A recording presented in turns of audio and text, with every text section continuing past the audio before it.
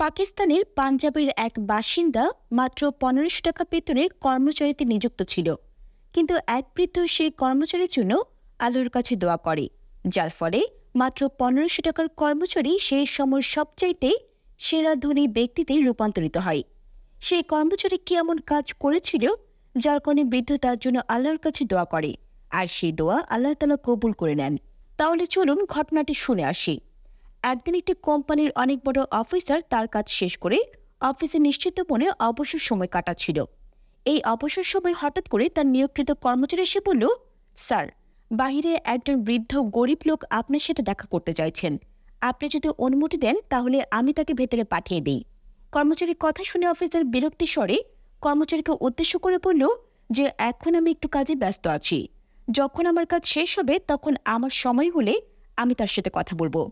কর্মচারী বাইরে এসে সেই বৃদ্ধের পাশে বসলেন এবং অনেক নরম ভাষায় বৃদ্ধকে এই অফিসে আসার কারণ জিজ্ঞেস করলেন।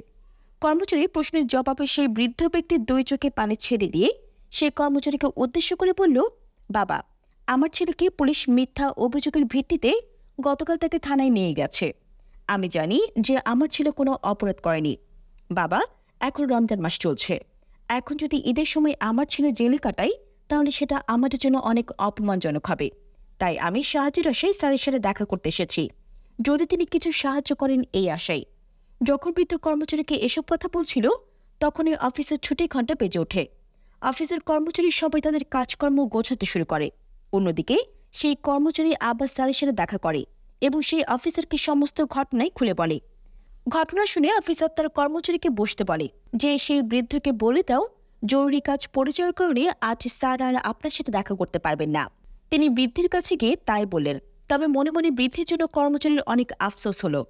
কর্মচারীর মুখে এমন কথা শুনে বৃদ্ধ দুই চোখের পানি ছেড়ে দিয়ে কাঁদতে লাগলো।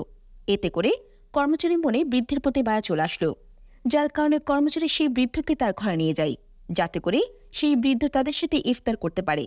যখন বৃদ্ধকে নিয়ে কর্মচারী ঘরে ফিরে আসে তখন তার ছোট ছোট ছেলেমেয়েরা দৌড়ে এসে সেই কর্মচারীকে আব্বু আব্বু করে জড়িয়ে ধরে। সে কর্মচারীও পরম মমতায় তাদেরকে আগলে ধরে এবং তাদেরকে অনেক আদর করে। অতঃপর সে কর্মচারী তাদের বাচ্চাকে বলে যে আজ তোমাদের এক দাদুকে আমার বাসায় নিয়ে এসেছি, তার সাথে তোমরা সময় কাটাও, আমি এদিকে তোমাদের ইফতারের ব্যবস্থা করছি।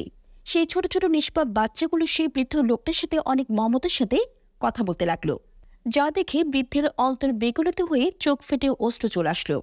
যখন সে কর্মচারী ইফতারের আয়োজন করে বৃদ্ধের ঘরে প্রবেশ করে তখন সে দেখতে পায় যে বৃদ্ধ মাটিতে বসে কাঁদতে কাঁদতে মহান আল্লাহর দরবারে এই বলে দোয়া করছে, হে আল্লাহ, তুমি মাফ করে দাও।